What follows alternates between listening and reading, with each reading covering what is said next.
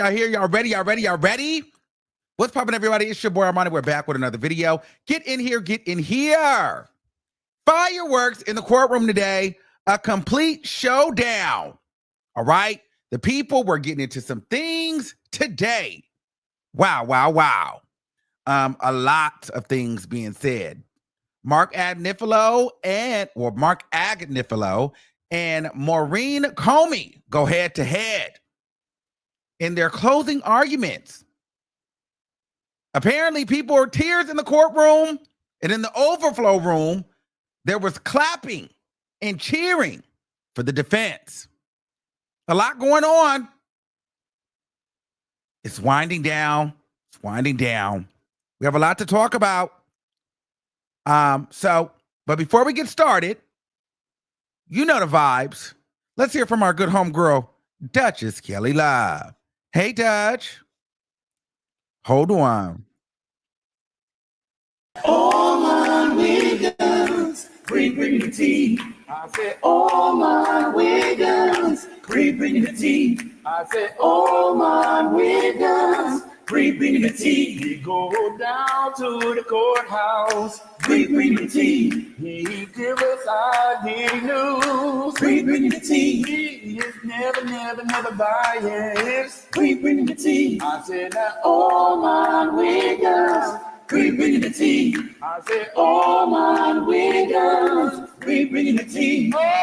All my wiggles, bring the tea. All my wiggles, bring the tea. I want to thank all my bring the tea. I want to thank all my bring the tea. Oh, he's sassy and classy, bring the tea. I said, all my wiggles,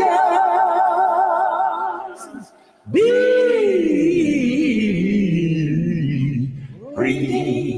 the tea. All right, Dutch. Thank you, boo. Yes, thank you, Dutch. All right, y'all. All right, so is everybody oiled up, Diddy duped up, and ready to go? All right, so today was the final day of arguments.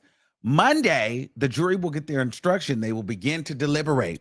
We are coming down to the end.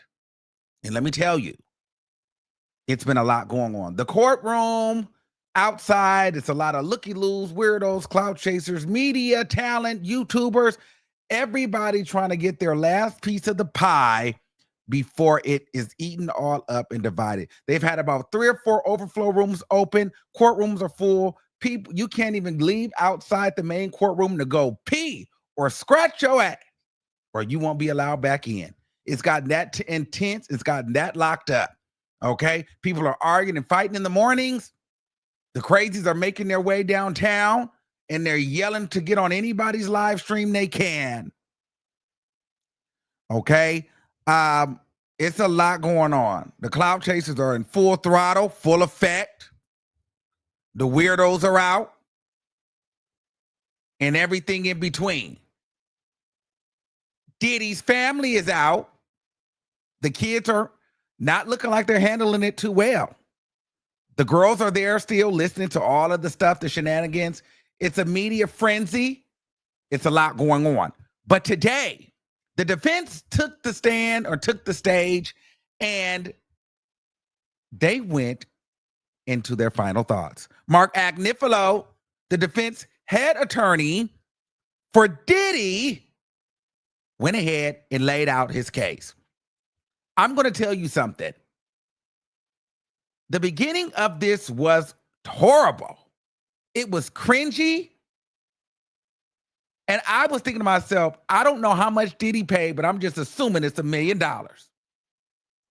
And it's no way in hell I would pay $1 million for Marc Agnifilo to get up there and do what he did for the first half of this closing argument statement today. And what I'm saying is, he went up there and said, I'm not coming with no notes, no receipts, no nothing. You would have thought this man decided that today was going to be his first day, doing a comedy show. He was busy trying to be funny, be relatable, He was calling Cassie in an underhanded way a hoe. Said she was basically standing on business. Said she was keeping it gangster. Marc Agnifilo was talking to the black people in the crowd today. So much so, he even went and jumped ship and pleaded and begged and told the jury not to trust the government because they are targeting Diddy. And you know, black people love that kind of language. So he know what he did today. He was talking to the black people. We're going to get into that. But he race baited and emotionally baited the black jurors of it all. Because black people love to say you can't trust the feds. Don't trust the law. They always want to come for the black man. He even tried to paint Diddy as some nice, whimsical creature that created a magical place, I think he used, a magical work environment, magical opportunities. He was a nice guy with a little drug problem. But Cassie, she was the one balancing two different men. And Capricorn Clark, she was in love with Diddy. She was never kidnapped. He never brought a gun to her house. In fact, Capricorn, she's crying about how Diddy came to her house at 5:30 in the morning. She was happy as hell. All her life, she's been wanting Diddy to slide by her house at 5 in the morning. Oh, he was giving it. And Mia wanted that dick. That's why Diddy said, I'm going to tell Cassie what we did. Mia wasn't assaulted. She was going. She wanted Diddy. And guess what? Cassie's a liar. She was never. Oh, he was carrying. He was over there blending stories, mixing stuff up. Oh, he was carrying. Cassie's a freak. She's sexy. She's balancing two niggas. He didn't say the N-word, but you know he pretty much did. So that's what he was on today. Let's get into a little bit of it. But in a nutshell, he said Cassie was lying, Mia was lying, Capricorn was lying, and Jane Doe was the biggest hoe. And they all wanted Diddy. And Diddy is just a nice man that has a few different girlfriends. Oh, and by the way, that surveillance video you saw, you know, he was going to get his phone. He didn't traffic Cassie. He shouldn't have hit her. But it wasn't that bad almost. KK, everybody loved KK. KK is the nicest woman on the planet. She's not a co-conspirator. And prostitutes? No way. Mr. Combs, my client, would never hire an escort for sex. That didn't happen.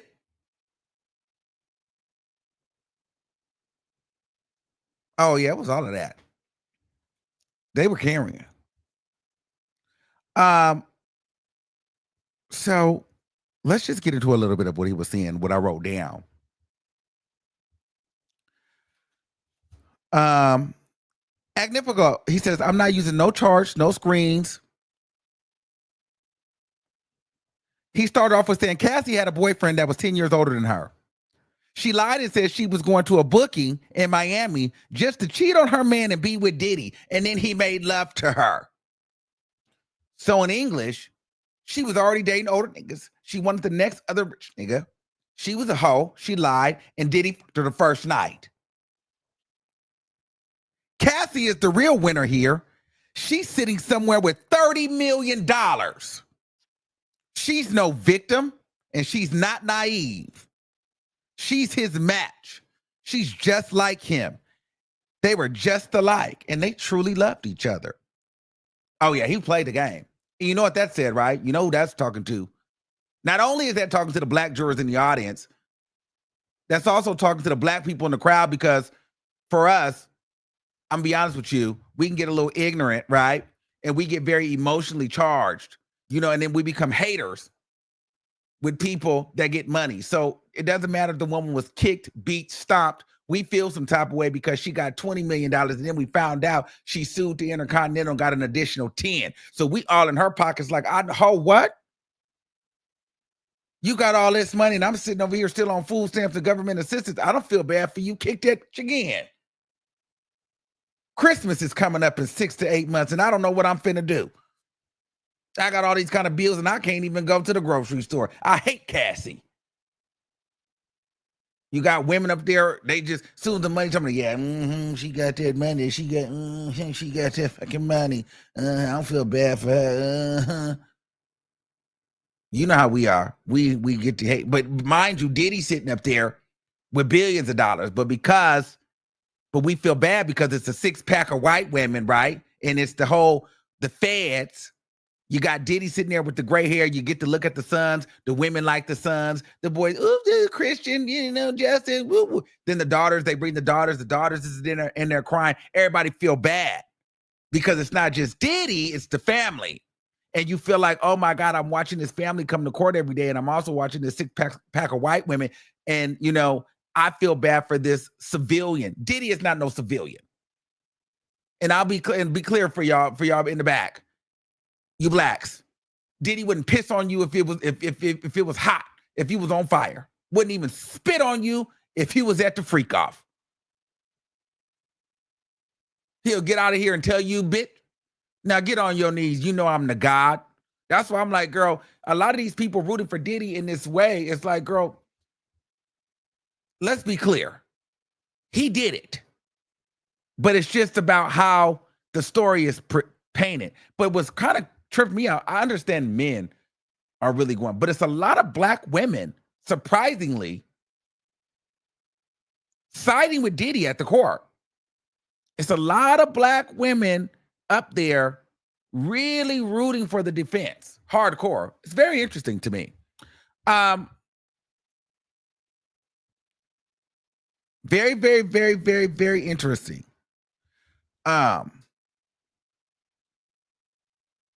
But anyway, they truly loved each other. They loved out loud. If you need some good, he says, if you need a good read and you're not busy over the weekend, just go into the evidence and read the love notes. You'll cry. They truly love each other so much until it just wasn't going to work. Mr. Combs just wasn't going to give up the other women.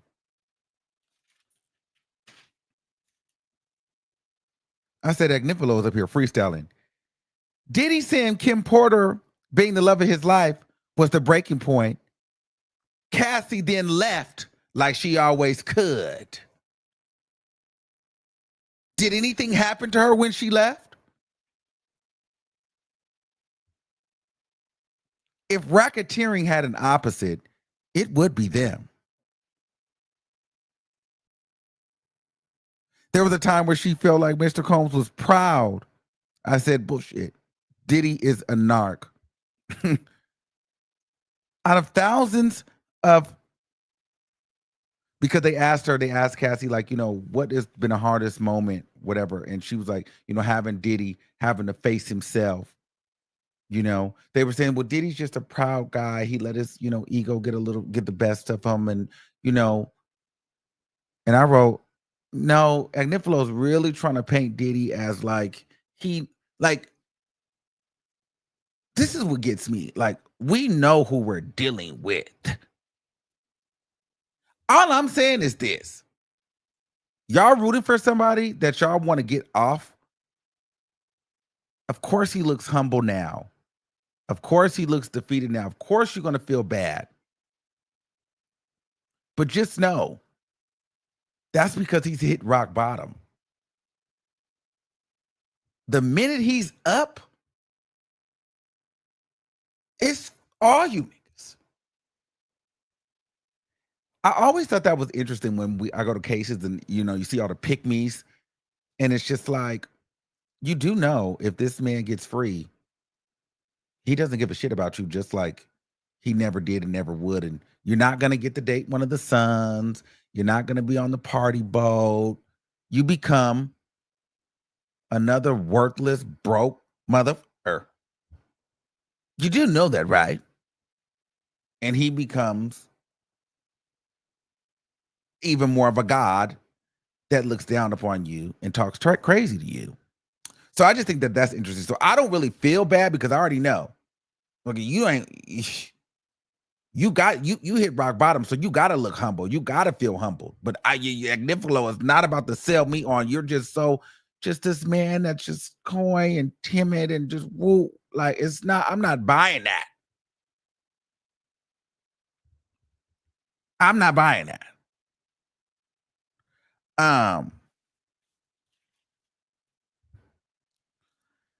So out of the thousands of messages between Diddy and Cassie, you won't see one message that Cassie didn't like this. They had a swinger lifestyle. She's a woman that likes sex. Good. She's a woman and she's beautiful. Meaning Cassie wanted it. She was a freak. She was just as freaky as Diddy. Let's talk about Kid Cudi.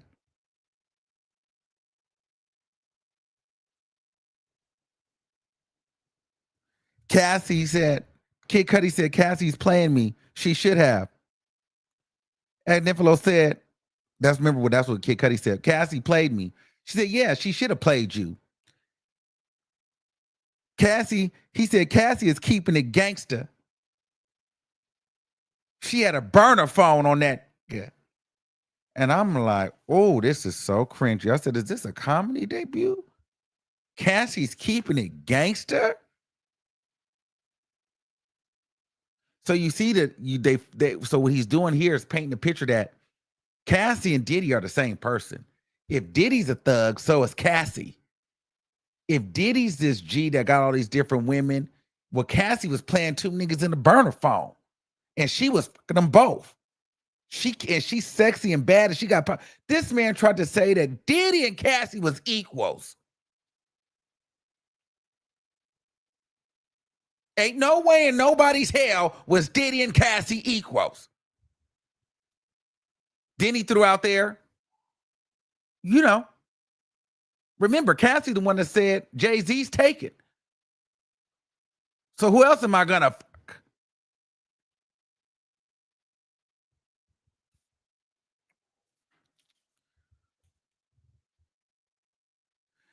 During this time, I said, I'm cringing. The defense is on the bench looking like, what the fuck are you doing? This is not a comedy show. Because during this time, Teeny Garagos is looking like, what the fuck is he doing? This mother just went rogue because he's just walking around just saying shit. Now, apparently in the courtroom, they're saying some of the jurors was laughing. I didn't see him because I wasn't inside the actual courtroom. But I'm like, this looks awkward. And this feels awkward. But from where I'm sitting, I could see the faces of the lawyers. In the courtroom, you can't see their faces because you're sitting behind them. So you have the trade-off. So if you're in the overflow room, you can see everybody's face. If you're in the actual courtroom, you can see the jury. So I wanted to make sure that I could see the people's faces because I wanted to see what it was going to be given. So Teeny was kind of looking like, nigga, what? Like, okay, we got to reel this back in. He gets on the Capricorn Clark in the racketeering. When Capricorn Clark talked about how she wanted her life back. And he talked about how Capricorn said we were super platonic friends. She liked Diddy. Then he said something is a little off with her, but fundamentally, she's a good person. But we can all agree something's a little off, you know. Capricorn's a little, but fundamentally, she's a good person. I'm like, what? I'm like, oh yeah, he's gone rogue. Like, this mother is gone rogue. Then he's went through more text messages of Capricorn. You misuse our dope chemistry.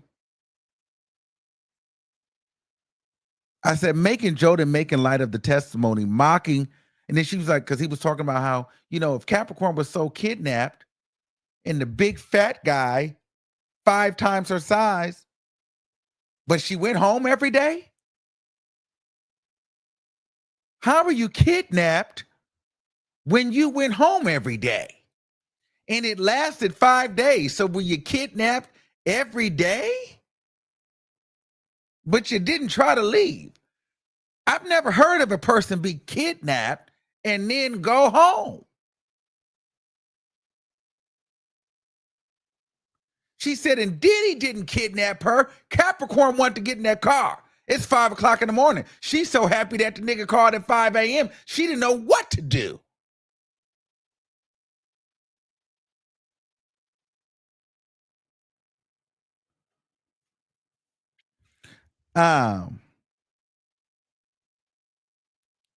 Capricorn just wanted to be back in Diddy's orbit. Like she was just happy to be there. Then they talked about when the chain got missing. Remember, the jewelry got missing. This would actually started Capricorn doing the lie detector test. So Capricorn called the actual offices when the when the jewelry got missing and said, lock everyone in here and search them. So he used that against her and said, well, she was kidnapped, but when the thing first happened, she made an announcement to lock everybody up herself and have everyone searched.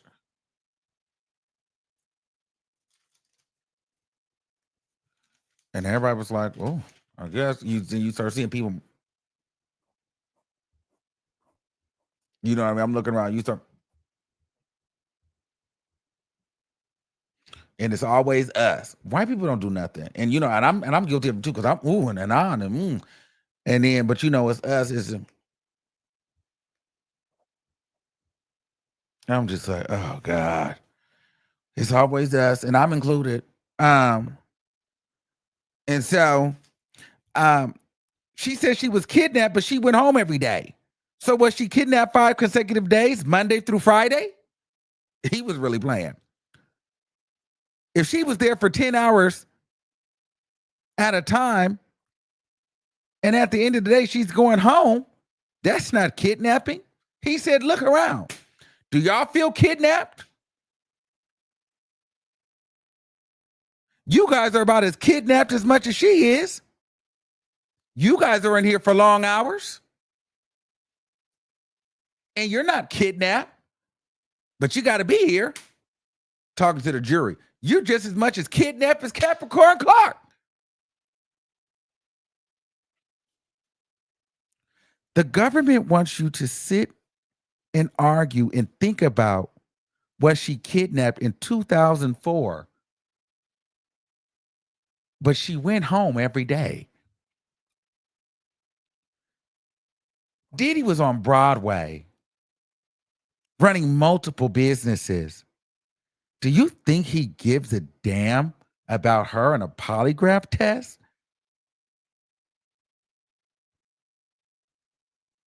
And I wrote, Diddy is sitting on the edge of his seat. He was like, Diddy's on Broadway running multi-million-dollar businesses. You think he cares about that? I'm thinking he definitely cares about that.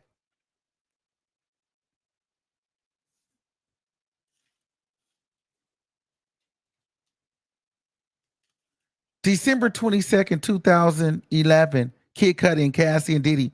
Diddy goes through Cassie's phone, sees a message between Cassie and Capricorn. And that's when the issue began. So that's when Diddy went to Capricorn Clark's house. He said, I'm going to give you 5 reasons that Diddy didn't have a gun. Reason number 1, why would he have a gun? Capricorn was so happy to have him at her house at 5:30 in the morning. She's been waiting her whole life for that moment. Number 2, he didn't need to have a gun. No, he didn't need the address from Capricorn. Cassie already gave it to him. Because remember, Cassie said that she ended up telling Diddy where Kid Cudi lived. Number 3, Diddy has everything to lose. Number 4, Capricorn would not have stayed employed if he pulled a gun on her. I mean, let's face it. He pushed her out the house and she left. So why would she stay if he just pulled a gun out on her? And number 5, Cudi and Cassie never said that. If Capricorn warned Kid Cudi that Diddy was coming to his house, why wouldn't she say he's here with a gun? No gun was mentioned in the police report. No Kid Cudi statement was made where there was a gun involved. Also, Capricorn's timelines was off. She said she made the call at 6:15 and she said 8:15. There was no gun.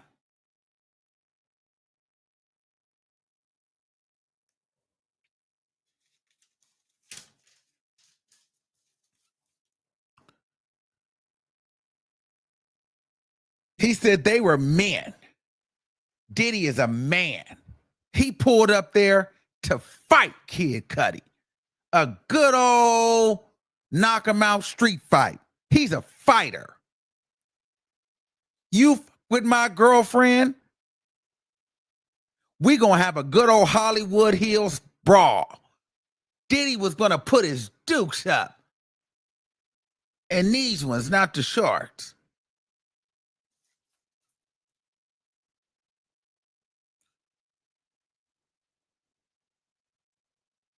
There was no evidence. Let me tell you what evidence is. Evidence is DNA.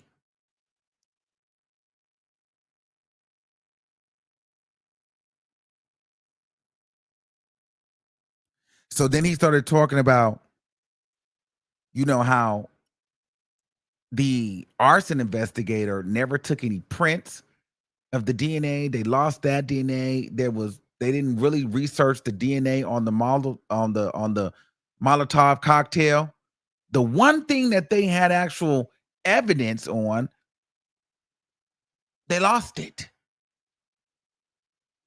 The DNA.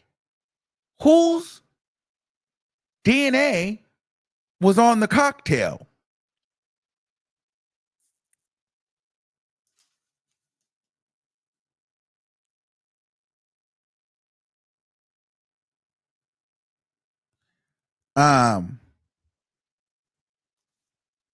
So I said, Comey is looking like this is.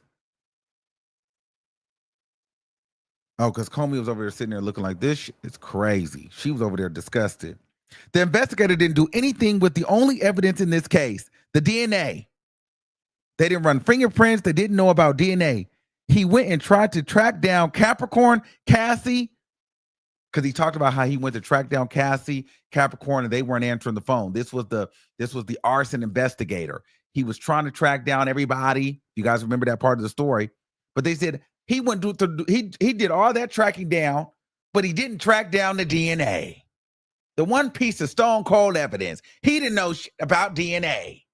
And if you remember, that was going to always be a problem. So Comey had the guy, when he went up on the stand, he went and they made that very clear that he doesn't know DNA, because that was the angle that the defense was coming at, because they knew before that guy even touched the stand to testify that his weak spot was DNA. So the moment he said that he didn't understand DNA and he was supposed to be an arson investigator, they dragged him. This nigga don't even know no DNA.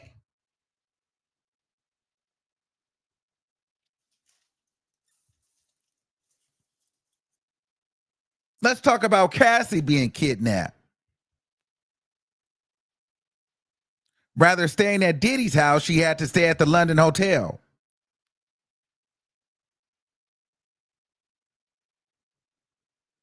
When you want to go to the house of the person who kidnapped you, it's not kidnapping.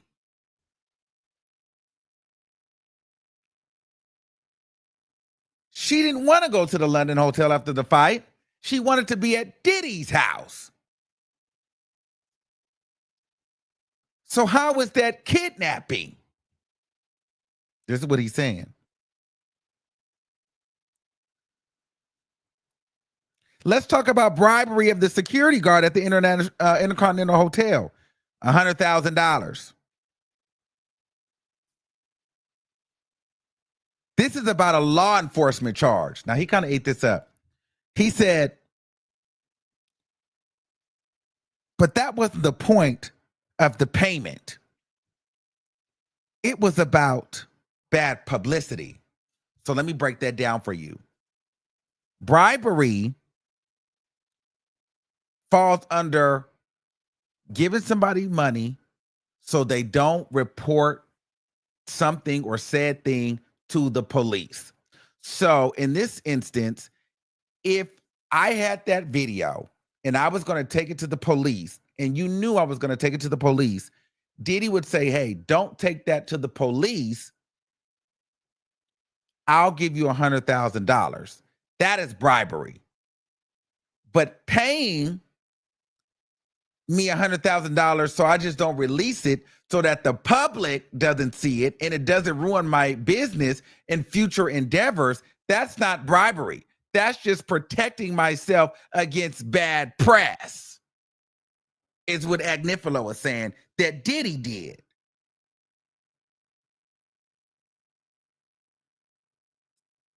He said they were not worried about the police. They were worried about bad press.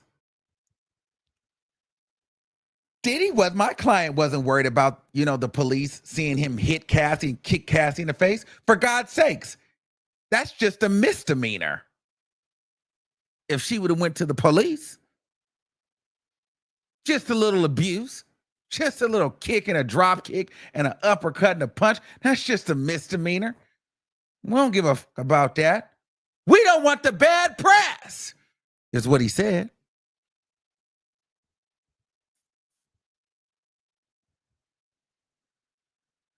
Oh yeah, he was trying it today. That's what he said.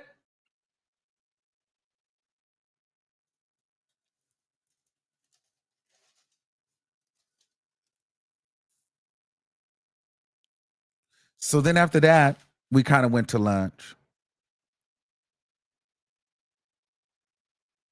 Because Agnifilo said, why did the government charge him? And you guys can question it yourself. Also,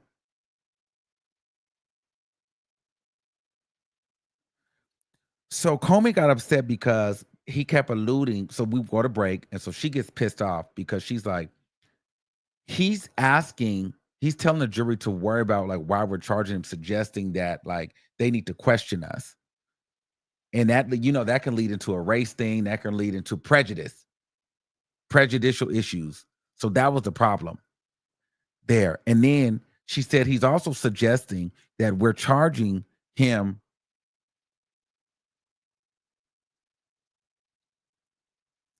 Hold on. She said, you guys can also question yourself. Okay, she said, hold on, I got a text real quick. Let me read this real quick.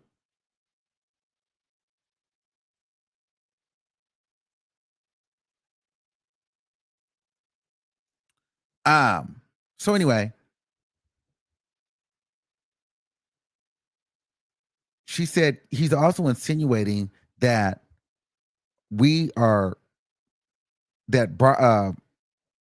arson, kidnapping, and bribery are what we're charging him for, and we're not even charging him for that. They are acts that are a part of the RICO.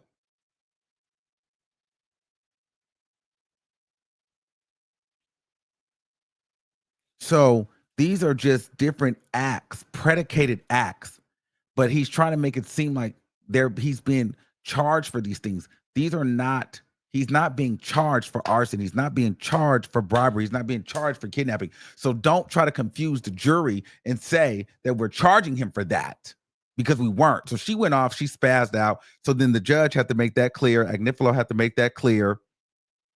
But Agnifilo, I think what he's doing now, he was throwing stuff out there, because once you throw it out there, it sticks in the jury's mind, even if the judge says you're supposed to ignore that thought.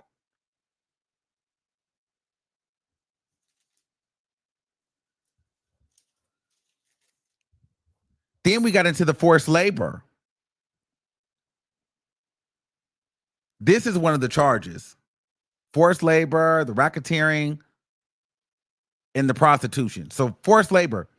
Mia expressed, this is all Marc still. Mia wasn't forced labored. Mia expressed great love and admiration for Diddy. And this was not unwanted sexual contact. Now, I'm going to be honest with you. Mia definitely fucked Diddy. I don't think Mia was raped at all. I'm not going to lie. I think Mia's a liar. I think she was a hater. I think she loved Diddy, and I think she sucked it, and I think she did for free. You just sitting in the closet folding clothes, and you wake up and a dick is in your face, and he made you suck it. You just looked up, and then you just seen it. You was in your bed with he made you sleep in a room with no door lock, and just slipped his finger up your dress on his 45th birthday, and then inserted himself inside you, and you just woke up. But then the next day you was telling him how much you love him. Mia was a liar. I didn't trust Mia. You wanted to be Cassie. She definitely wanted to be Cassie. I'm going to tell Cassie about us. Why would he tell Cassie that her? No, Diddy was going to tell Cassie that Mia let him. That was the tea. That was the real tea. Let's be honest.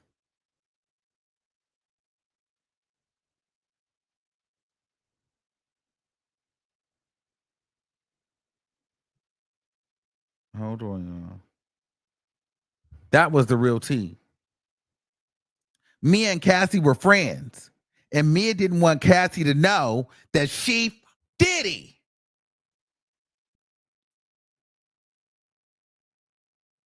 Diddy created a remarkable workplace and a remarkable life for his employees. Then Marc came and pulled out a big old book where Mia had compiled a bunch of images from 1991 to 1992 to 2004, a history of Diddy, beautiful pictures and love notes. It was like a collage book, and just a beautiful book that she made for Diddy. He said, now this is not any evidence, but we're going to just use this as a demonstrative. So they're demonstrating like, hey, she was so scared. She hated her job, but look at how much effort she put into this book that she made for Diddy, and contacted all of his working, his colleagues, and had them sign the book and put pictures in here. She went to the vault, the bad boy vault, and got old vintage pictures and put it all together and made it beautiful and wrote a love letter to Diddy. but yet you tell me he fingered her and popped it in her mouth unwillingly and unwarranted?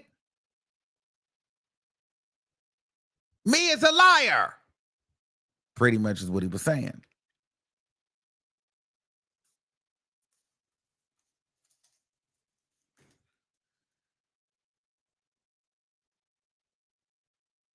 There hasn't been one person on Diddy's team in this trial that said they knowingly committed a crime.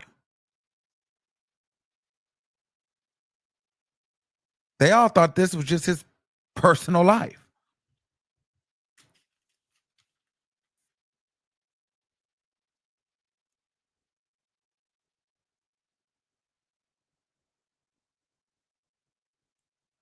Then they went back to Cassie.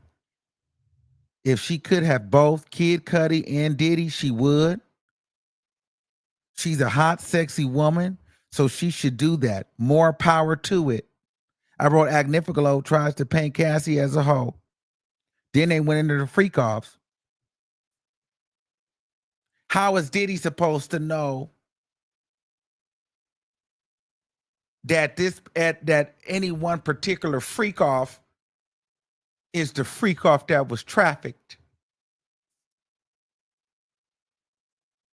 If everything was consensual sometimes, because he said what the government wants you to understand is this: some of the freak offs were consensual and some of the freak offs were not. They're not saying that all the freak offs weren't. So Agnifilo is saying, well, how the hell is Diddy supposed to know what freak off was consensual and what freak off was not? Do you say freak off number 75 was consensual, but maybe freak off 76 was not? Is that now? So freak off number 75 was the regular freak off, and now freak off 76 was the trafficking freak off? Is that what we're saying? He was up there playing games today. Because the government said all the freak offs weren't trafficking. So how do we decide what number or which freak off was the trafficking?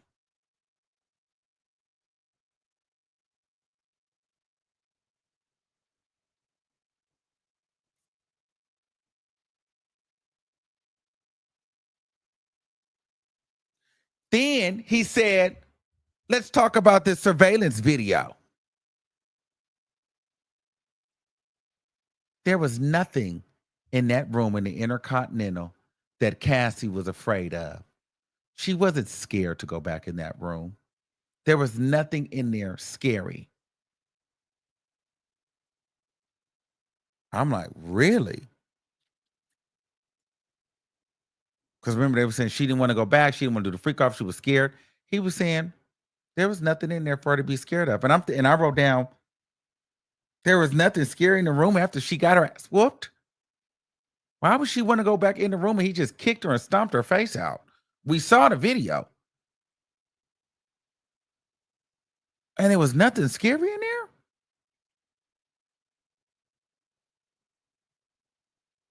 there? Okay, I guess.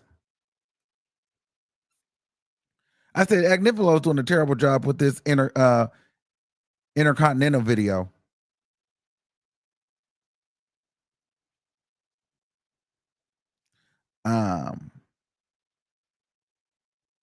Then he went into the Cassie.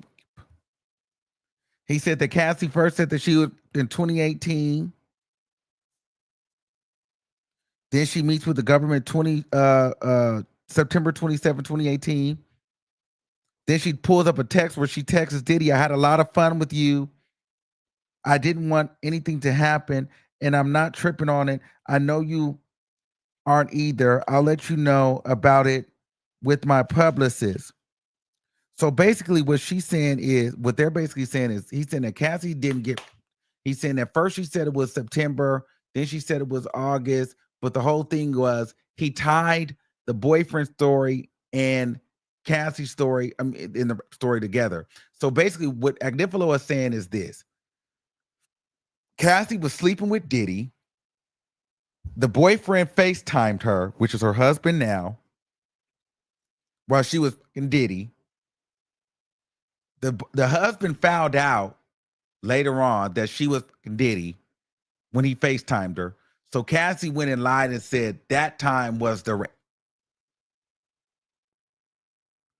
But as I remember, I feel like he fucked her first, allegedly, and then she went back and fucked him later, and that's when the boyfriend called. I don't know. He did some little trick with that and mixed that all up and made it one thing, and it just confused the shit out of me. I'm like, well, wait, whoa, where did we go? So I seen what he did there with that.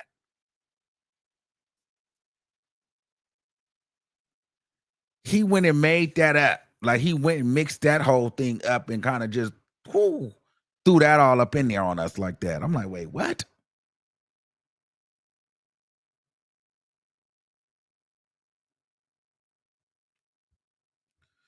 So then he got into Jane Doe. He said Jane Doe had the world's worst lawyer in regards to her deal with her child's father. Actually, Diddy was the best thing that ever happened to Jane Doe. Diddy is doing the right thing, paying her bills. Wouldn't Jane Doe? Why would Jane Doe want, like, why would he still be paying her bills? He's doing the right thing.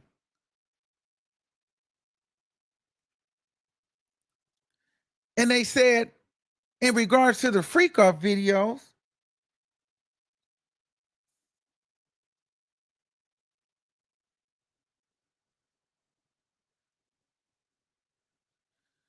they made homemade videos. And at that point, you committed to it. You're there. It's just a little freak off video at home.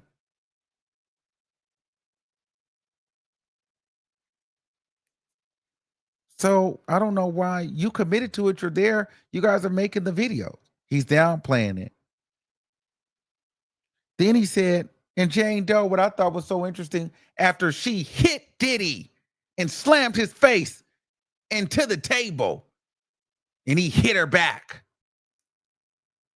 She says she runs into the closet and takes off one dress and puts on another dress. Why would she do that? They said she works out and she had intention to run away and go hide for 2 hours in the middle of the night. So why did she take off one dress and put on another dress? She was in the closet. She didn't have sweatpants? I mean, you tell me. I don't know. I'm like, yo, this man is out here spazzing out.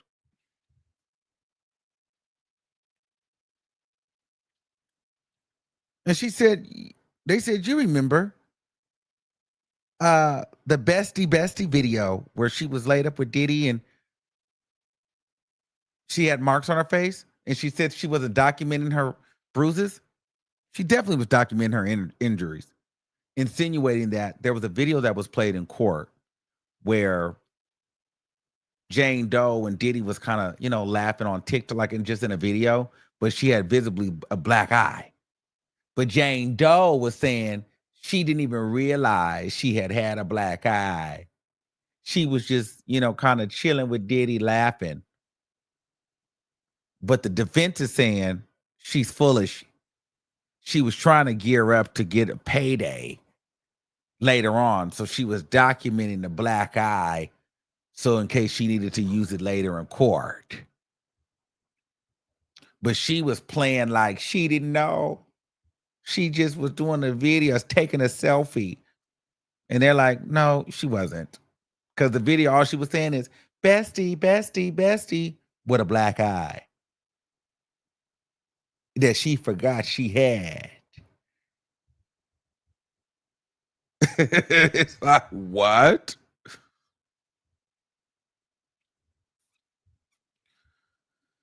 So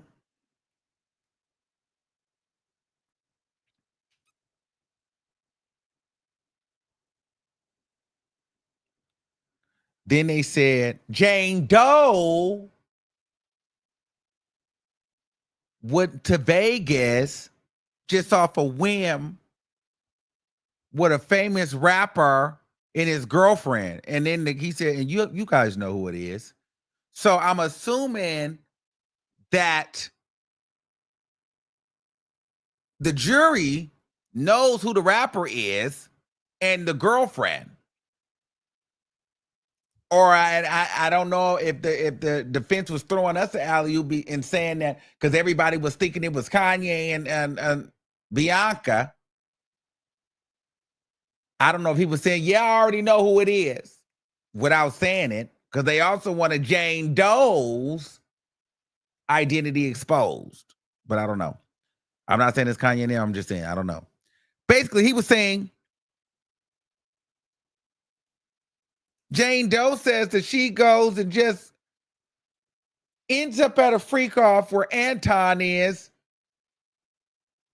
with a rapper and his girlfriend and flashes her teeth,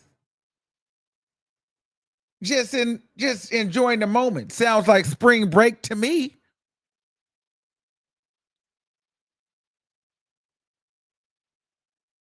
That doesn't make any sense.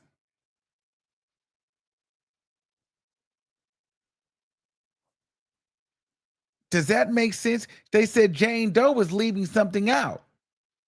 And I guess what happens in Vegas in this case really stayed in Vegas. But she's leaving some stuff out.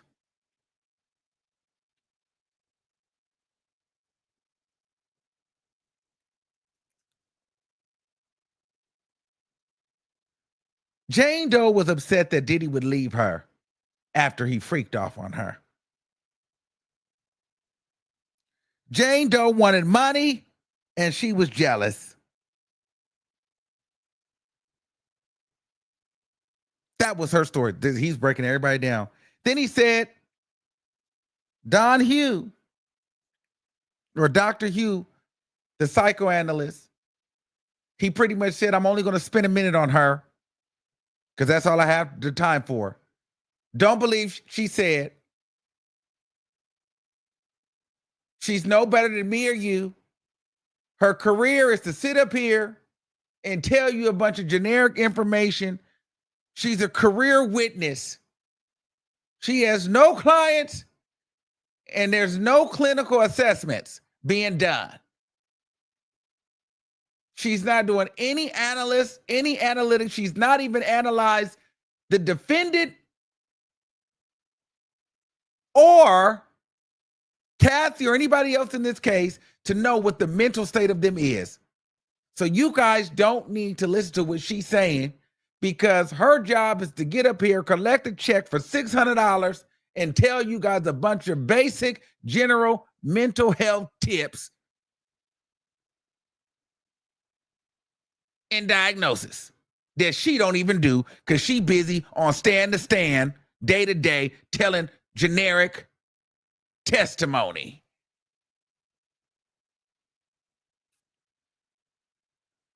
Was it? Yeah, $6,000 a day. Excuse me.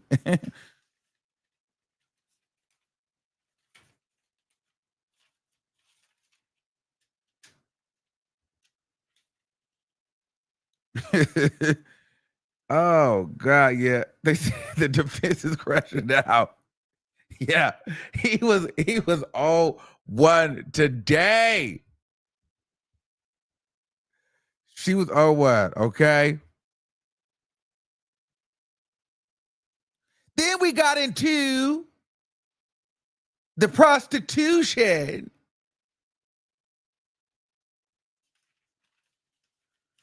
Let me see.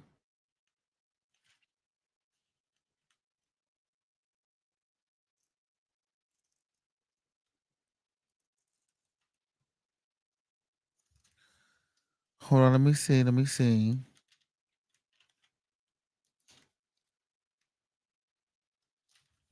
I just want to see how far we are with this and where we at. Okay, boom. So then we get into the prostitution piece. He starts talking about So Diddy got into it with the lady that runs Cowboys for Angels because the guy didn't get paid all his money and Diddy said he can't perform. And Diddy was like, I'm a frequent flyer. You sending me these things that can't perform.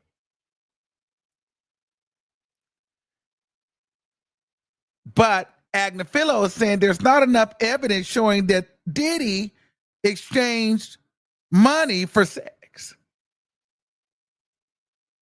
And the freak off videos that you see, the escorts, now he tried this. The freak off video where you see the escorts banging Jane Doe and Cassie, that's just homemade porn. And people make money off of homemade all the time.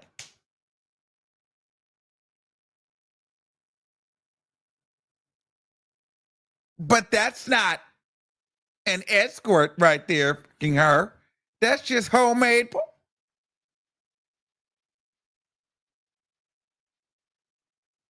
I'm like, now what? Now he tried that. He tried that.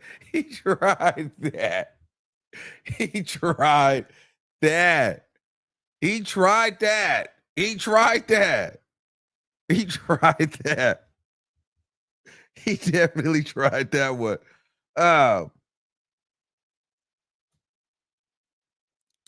And so then we got into the enterprise.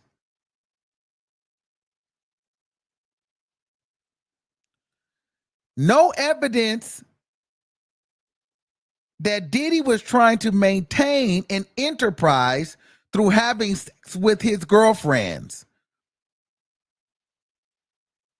Now, in order to get the RICO and the racketeering, the government needs to be racketeering and racketeering conspiracy, which means there need to be somebody, a co-conspirator with it. It can't just be Diddy. So in order to get the enterprise, it has to be Diddy and another person. And this is why they got KK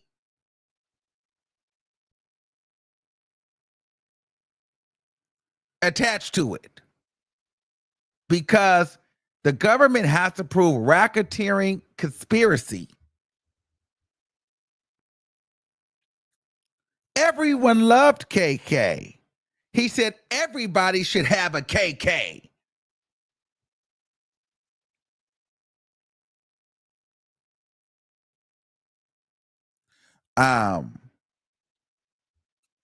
The government needs to either prove that the two of these predicated acts like kidnapping, arson, sex trafficking, forced labor, and transportation of prostitution for it to be a RICO.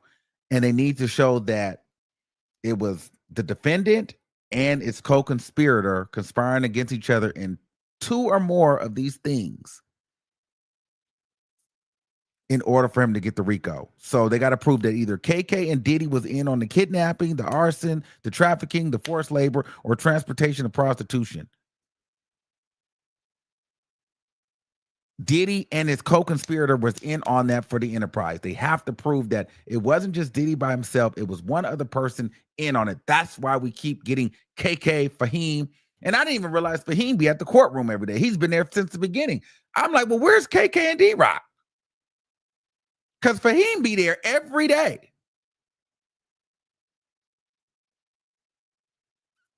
So anyway, KK is not a co-conspirator. She's just a nice, helpful person.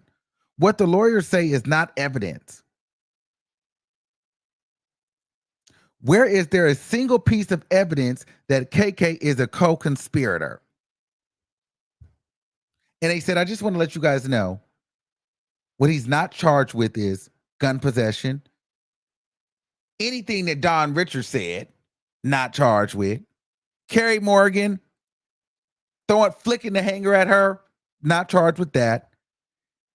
And he's not charged with the domestic violence against Cassie. So don't take any of that testimony into your consideration.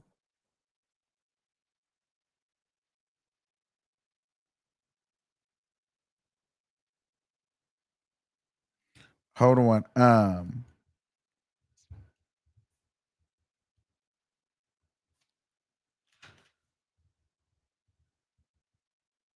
They said that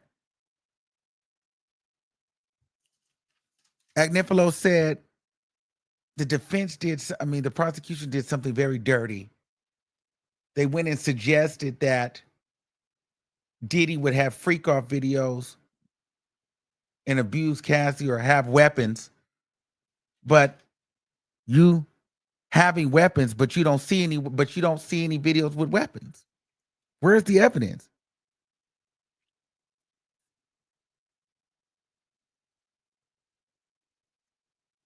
Diddy told escorts to piss on Cassie.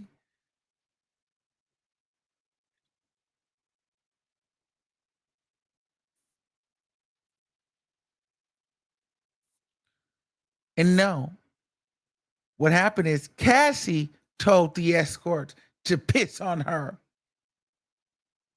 because he wasn't doing it right. When do we stop trusting the government? Do you think it's an honest answer? When do you stop trusting the government? They can't even tell you where they got the big SRT gun from.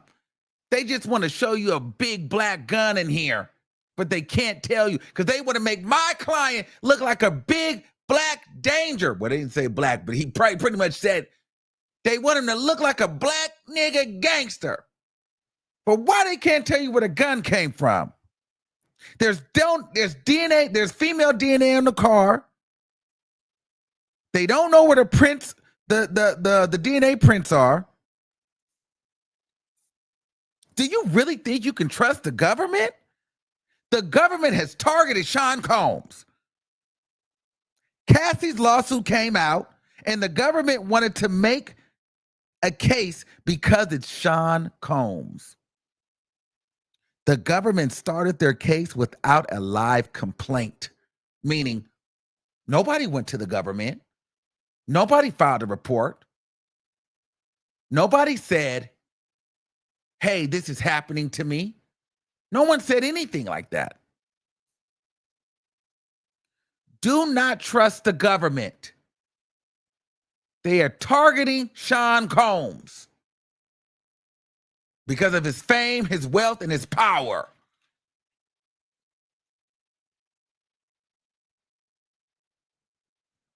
And they rested their case. So Comey was upset. She was upset about that. So she went and crashed out when we went to lunch. She was pissed. She was pissed. She was fucking hot. She jumped up there and she said, this is absolutely not okay. This needs to be addressed right now. The judge got mad and was like, Agnifilo, why did you say that? Like, you can't really be saying that stuff. You tried to make it seem like you're not coming at the government, like, but you're coming against about the evidence, but then you double back and said, don't trust the government again. So you're insinuating like there was prejudice there, or like they're targeting him for other reasons other than the fact that he committed a crime. Like, so the judge, so then Agnifilo said, you know what? I did say it like that. I mean, don't trust him. You know, he kind of stood up for himself like, hey, I feel like it's fair to say there's no real evidence here, and I stand on that. So they went back and forth. Long story short, once they came back, because the judge was saying, listen, because the prosecution wanted the judge to address the jury and tell the jury today, hey, ignore that. Don't trust the government. Don't trust the government, and don't question the government as to why they filed this case against Diddy.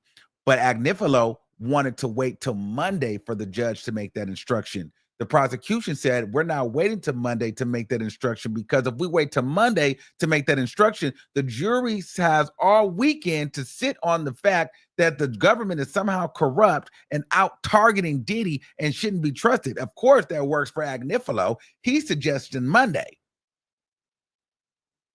But then the judge said, well, Agnifilo, If you let that ride till Monday, then the prosecution has a right to respond. And I'm not sure you want that to happen.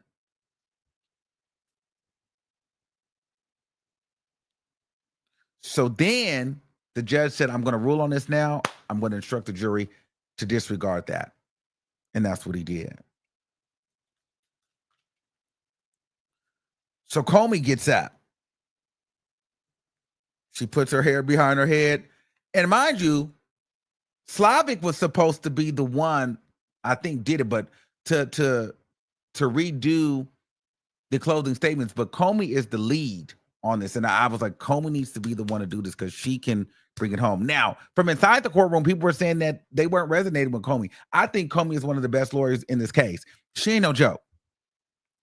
I like Comey too. She's no joke. She got up there and said, no was never an option for Diddy. He got what he wanted when he wanted, even if it means he beats and kicks the women. I don't need to go over everything that Agnifilo said and rebuttal it. Quite frankly, I don't have the time. But we're going to go over 3 different things: paying for sex, the enterprise, and Cassie and Jane Doe being a liar. Let's start with the paying for sex. So you say the defendant flew an escort out and gave them money, but it's not for sex?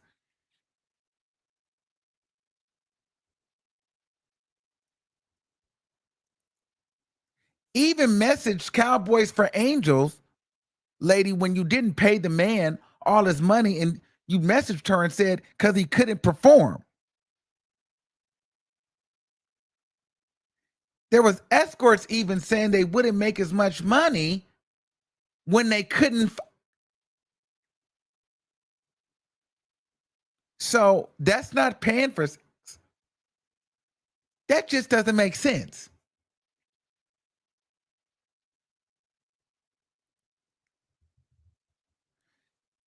He said, Agnifilo also said that why didn't we call many more witnesses and why didn't we call more escorts? They said, I want to make something clear. Uncalled witnesses were available on both sides. Just a direction. So both sides could have called anybody because Agnifilo was trying to say, well, why didn't call more people? Why didn't subpoena this? But it's like, girl, y'all could have did it too. So we did what we did, just focus on what's here. So that's null and void.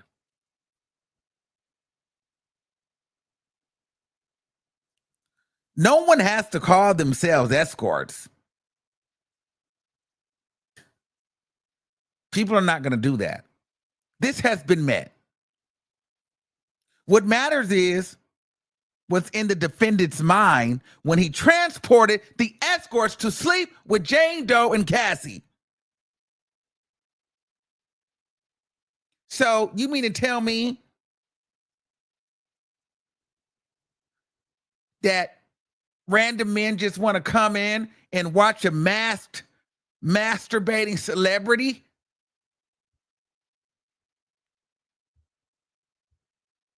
Just playing with himself while they sleep with his girlfriend for money, and that's not an escort? She called Diddy a mass masturbating celebrity.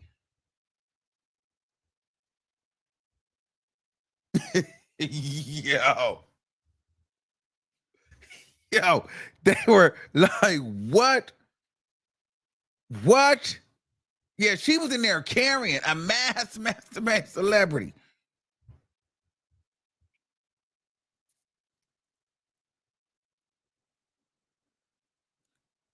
He also told Cassie to message and make sure that some of the escorts weren't cops. Why would you tell Cassie to message the guys and ask them if they were cops if the intention in your head wasn't to pay for an escort? You knew that it was an escort. It's all about the thought process in your head. When you knew that you were giving them money, you knew that you were paying for.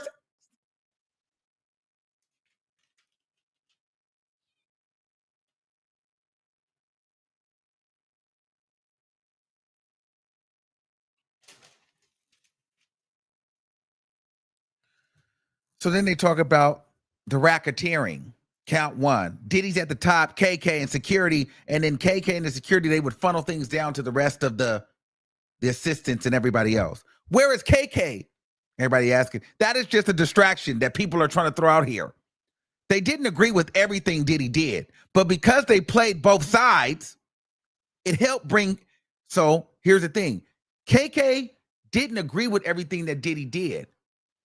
But KK and D-Rock and Fahim, they would play both sides. Cassie would message, Jane Doe would message, they would keep them calm, but then KK would then go and set up the freak off room, or her loyalty was still towards Diddy. So KK would act like, all right, let me get these girls in order here, but then I got to go do what I need to do for Diddy, because it's like, all right, you just got punched up, but Diddy wants to freak off, so we still got to, get you a Band-Aid, but I'm also going to set the next freak off room up.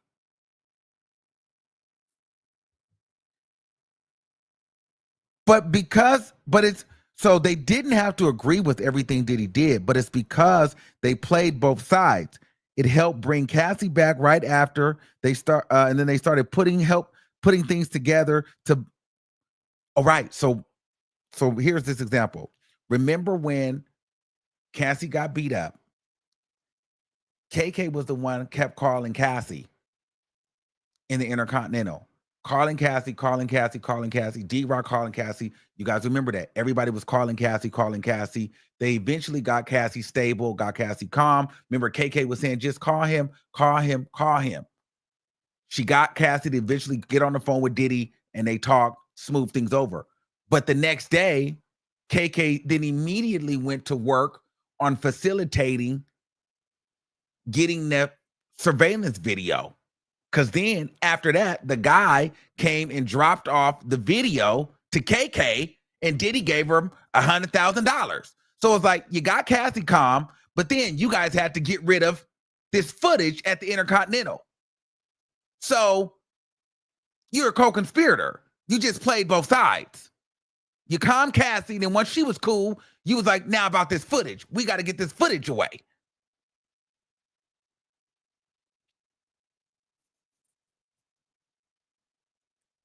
She said, they don't have to go and running around yelling, hi, we're in a racketeering enterprise. That's not how that works. Oh, Comey was cooking.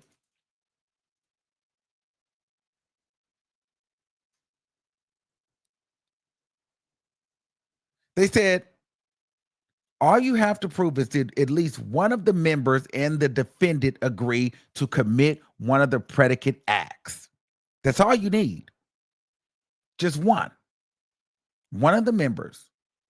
KK, D-Rock, Fahim.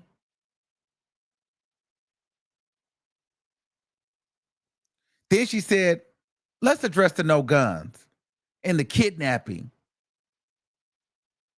And the fact that, Mr. Agnifilo says that Diddy is a hands and fist guy. He would have went and fought, he's a fighter. He's more hands and fists. And I agree. Yeah, he is. With his girlfriends. If it's a woman, he'd beat the shit out of her. But when he has to fight a man, someone's his size, he has to bring a gun. I was like, oh.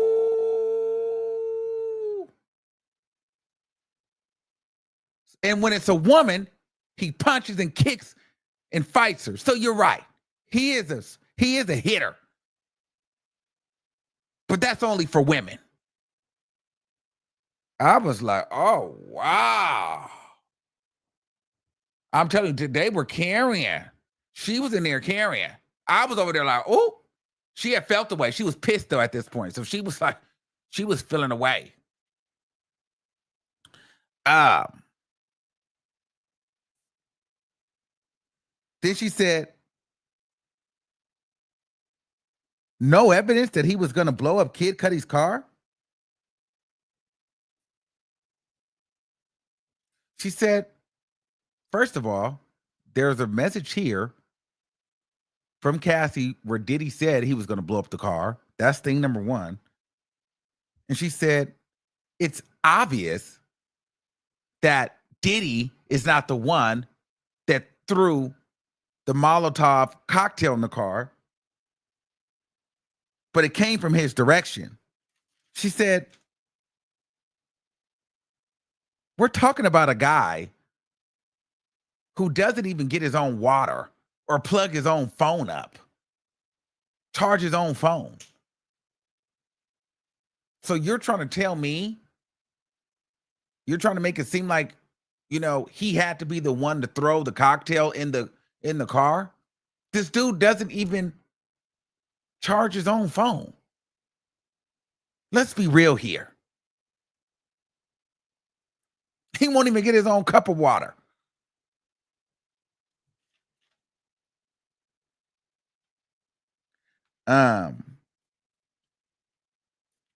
She talked about the $100,000, the bribery.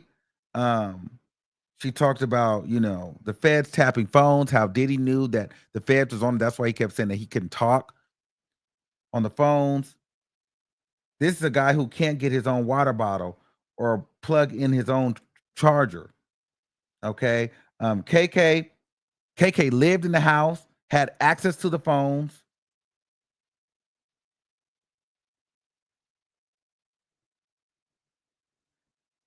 And KK made payments to Eddie Garcia. So she made the payments to the guy. She paid the guy. She gave the guy the money for the surveillance video. So KK alone makes Diddy guilty on count 1. Defendant is guilty on racketeering and conspiracy. Also, they did a lot of talking about drugs. They said conspiracy and drug use and intent to sell drugs. So you got to find, like, where was he trying to sell drugs? Where was he trying to do this? Where's the conspiracy with drugs? She said, but Agnifilo, there was one thing that you didn't mention about the drugs that can add to the racketeering. Distribution. Giving drugs to another person is distribution. That goes towards the racketeering. Take the pill. He said, in the situation with Jane Doe, when she didn't want to do the freak off, after he beat her, he told her to take a pill and suck some dick. I was like, oh, oh, oh, oh. I was like, whoa.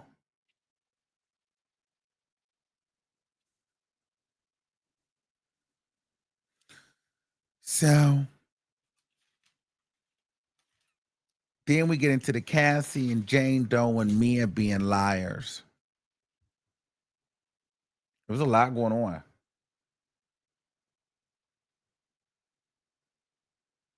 Hold on, boo.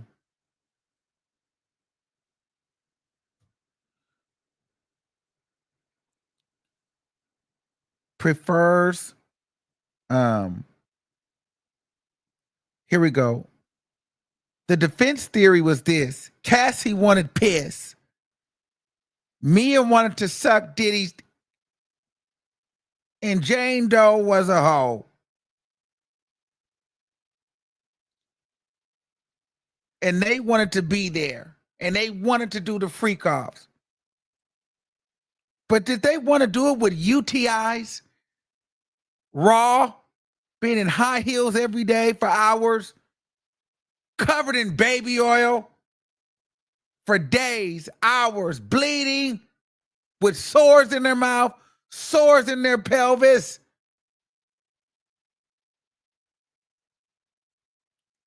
They wanted to be there. They wanted to do that. They wanted to get pissed. Cassie wanted to get pissed in her mouth. They wanted that.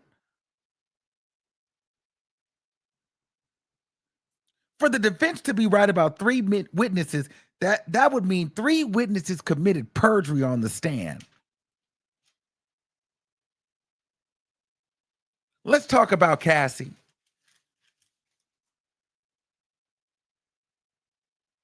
They say the defense alleged that Cassie made up her testimony for money. But here's the problem. She already got paid. By the time Cassie had hit the stand, she had already been paid $30 million. The $20 million back in 2023 or 2024, and before she hit the stand, she had closed on her $10 million settlement from the Intercontinental. Cassie came to the stand with $30 million. And people just, black people can't take that. And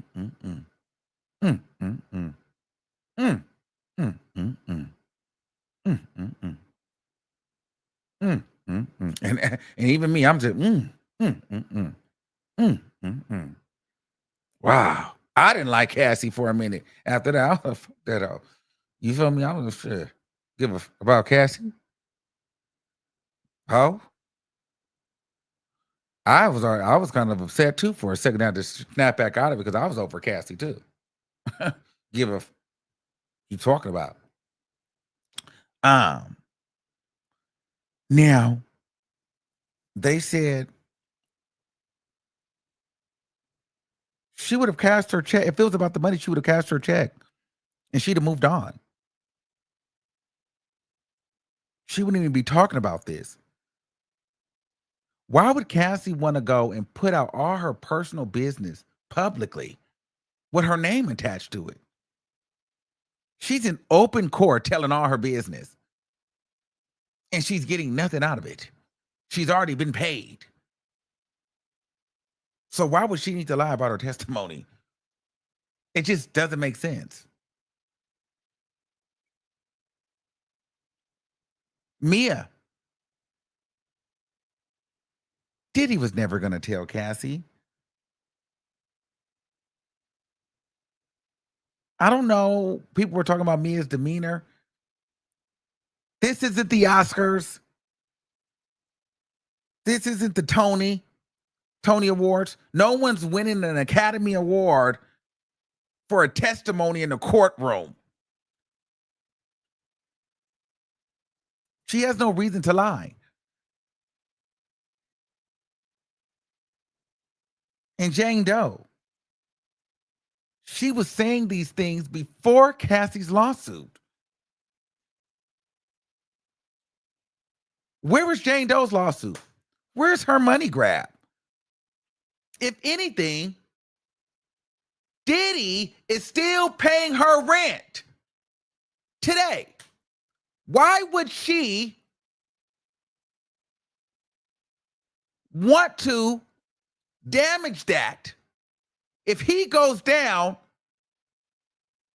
there's her rent.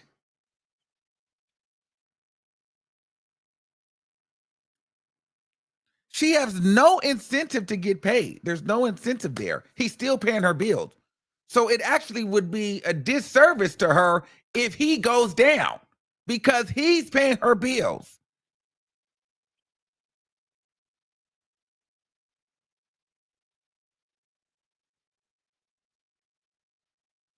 The problem is this. They broke free from Diddy's manipulation.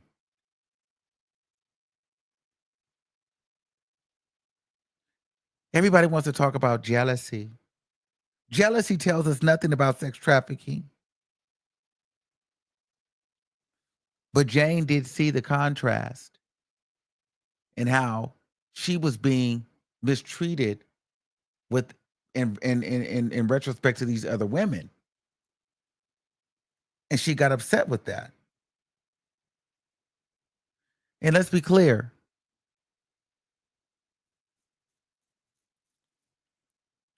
The violence is not separate from the sex. It goes hand in hand when no was never an option. The manipulation goes hand in hand with this when no was never an option. You guys got to get into that. Because people are saying, well, this is not a domestic violence thing, but you got to hear it. The violence goes hand in hand with the sex, which leads into the trafficking when no was not an option. And here was why no was not an option. The videos that the defense shows of Cassie and Jane having fun, but be clear about a man and his wants and needs. It's always about him.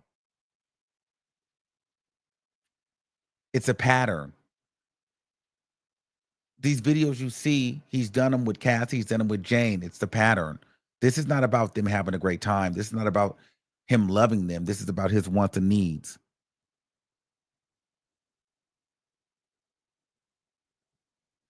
This was the time where Diddy texts Jane, "Are we getting freaked out tonight?" Jane Doe says, "Yeah, I just haven't seen you though." Diddy gets upset and says, "I don't want to pay," basically gets upset and says, "I don't want to do this no more. I'm not paying your rent." And so the point is, if they didn't respond with total enthusiasm, he would get upset.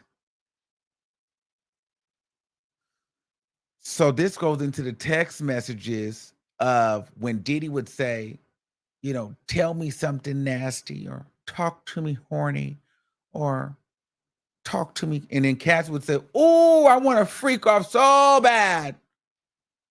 Oh, I want to freak off. Oh, freak off, freak off, freak off." And it looks like they want to do it. But what Comey is saying is, no, that's part of the script. If Diddy hits you with, "Are you horny?" and you say, "Kinda," then what's the problem? If I hit you with, "Are you horny?" you're supposed to say, "Ooh, I'm so horny." Even if you don't want to. Because if not, then he gets into a mood. Does that make sense? So she said Cassie and Jane Doe were supposed to stay on script at all times. And they were supposed to be very enthused when he wanted to get into a freak off.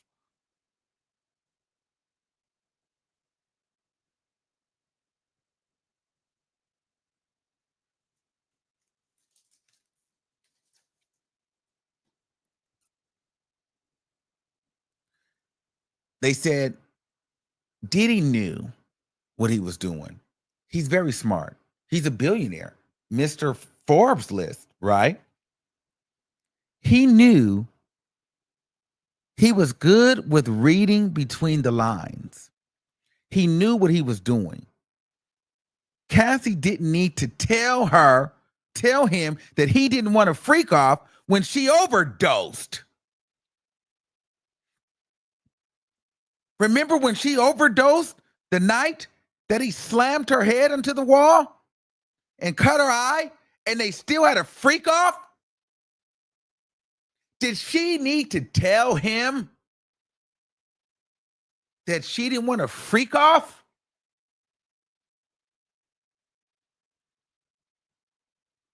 Sex trafficking is about getting someone to say yes through illegal means.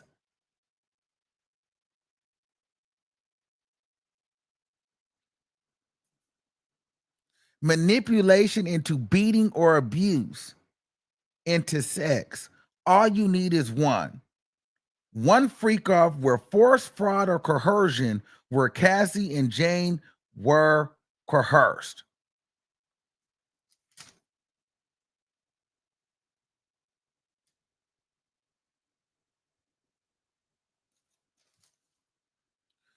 And let's talk about these prizes. What prize did Cassie win with piss in the mouth, UTIs, and a black eye?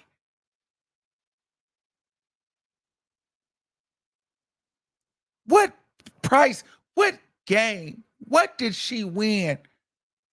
What prize did she win? Prize? Piss in her mouth, UTIs, sores, and a black eye.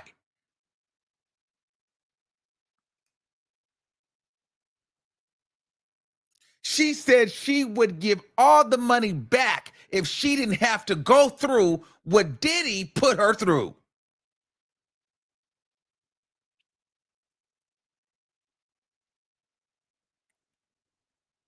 She said they stayed because he mixed his abuse with love and affection. See, if it was all bad, it would have been easier to leave. He was a manipulator. See, where they went wrong, or what they didn't know is, Diddy had this lifestyle. He had the money. He had the excess.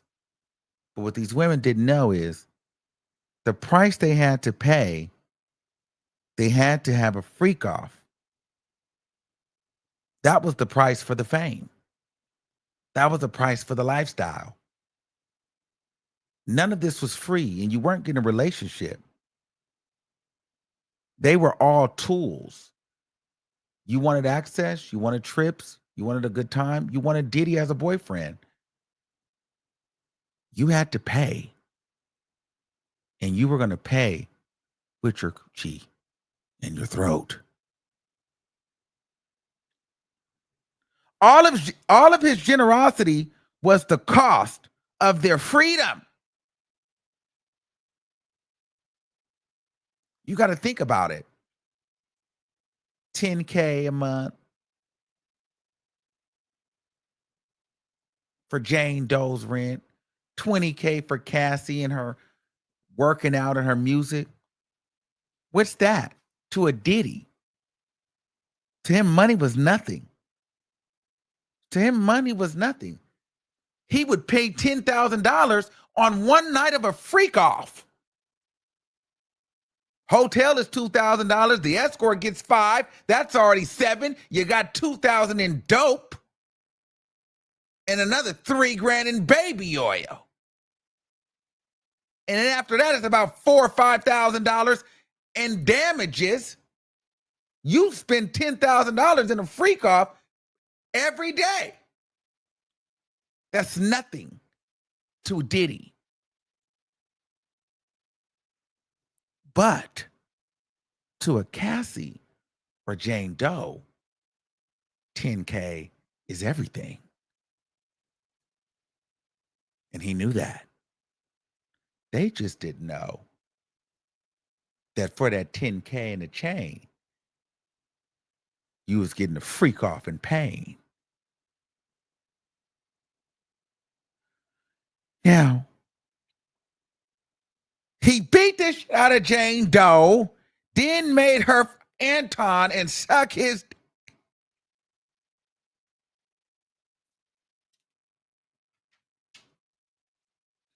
This is coercion.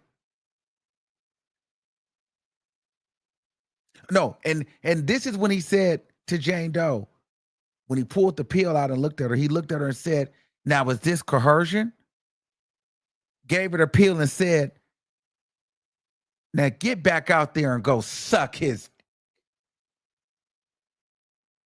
And that was June 2024. He told her, "Is this coercion? Take this pill and go suck his." The defendant is not a good person. The defendant is guilty. And that was that, child. It was a lot going on today. I'm telling you.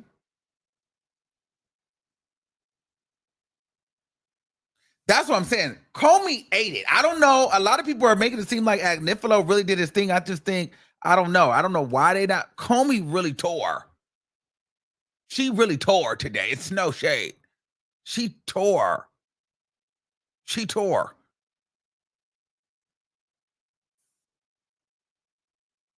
A mass masturbating celebrity?